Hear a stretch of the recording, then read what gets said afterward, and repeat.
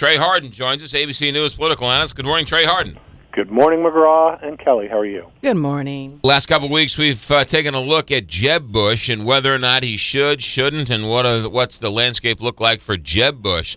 With the Hillary Clinton party starting last night on ABC News with Diane Sawyer, let's talk a little Hillary Clinton. I'll ask you the same question she was asked last night. Is the Democratic Party frozen until she makes up her mind? Absolutely. No question about it. It's hers if she wants it. I don't think anyone would even think of trying to challenge her for the nomination. I don't think that they would have they know they would not have a chance at it. She's got the money, she's got the endorsements, she's got the name ID, she's got the support. So it's really hers. So she's driving the show on that front. And as you just talked about with your lead-in, I mean, every presidential run starts with a book tour these days. And obviously this is no exception. She has kicked off officially or unofficially, if you will, her presidential run with this book tour. And, it's going to be interesting to see how it plays out. I think that, I personally think that people, typically with a book, it's candidates who are trying to introduce themselves to voters or American people for the first time. In her case, it's kind of reintroducing herself to the American voters. Particularly as a stint as being Secretary of State, where she tried to kind of rebrand herself. But I think people, at the end of the day, already have an opinion about her one way or the other. She's been around for a long time. She certainly has been radioactive. She's created enthusiasm in the Democratic Party, so I think people either like her or don't like her.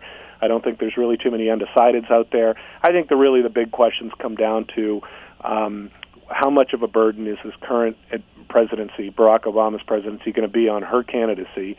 And I think that her book is probably an attempt to start trying to distance herself from him.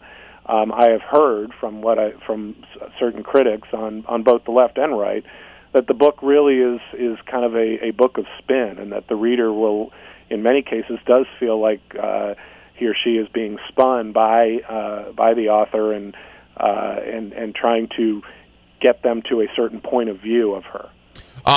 Unlike Jeb Bush, which I think most people think he truly hasn't made up his mind, I think we're kidding ourselves. She has made up her mind, right? I mean, she's running. I believe so. I mean, I think that she loves being in this position of freezing her party and kind of controlling the decision, if you will. This is what I mean. This whole story is what I think the two of them dreamed of when they came together as a couple. I think you can't. That's diabolical. You cannot write this script, I mean, any differently.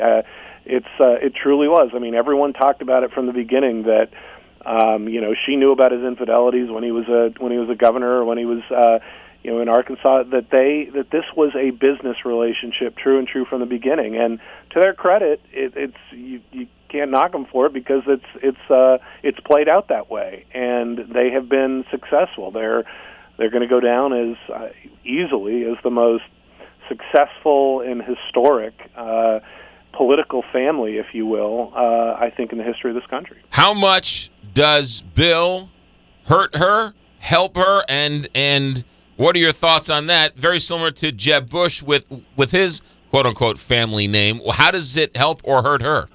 Well, I think Bill Clinton helps her on every element. I don't think there's an element that doesn't help her, because even on his indiscretions, it helps her, because people sympathize with her because of the reappearance of Monica Lewinsky, which is why some people think the Clintons have something to do with her reappearance. Right. I mean, for all we know, she's having Sunday dinners with him these days.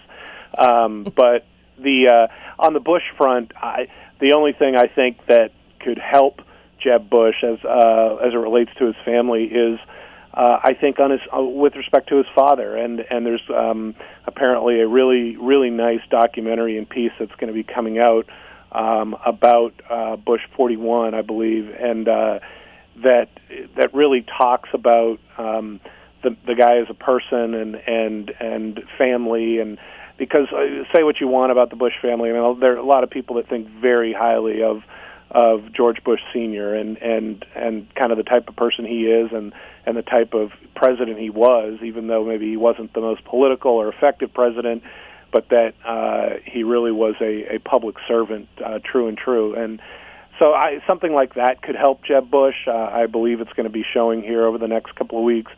But there's no question that Jeb, I think, has some challenges with his last name because of the most recent Bush that was in the White House. What about Joe Biden?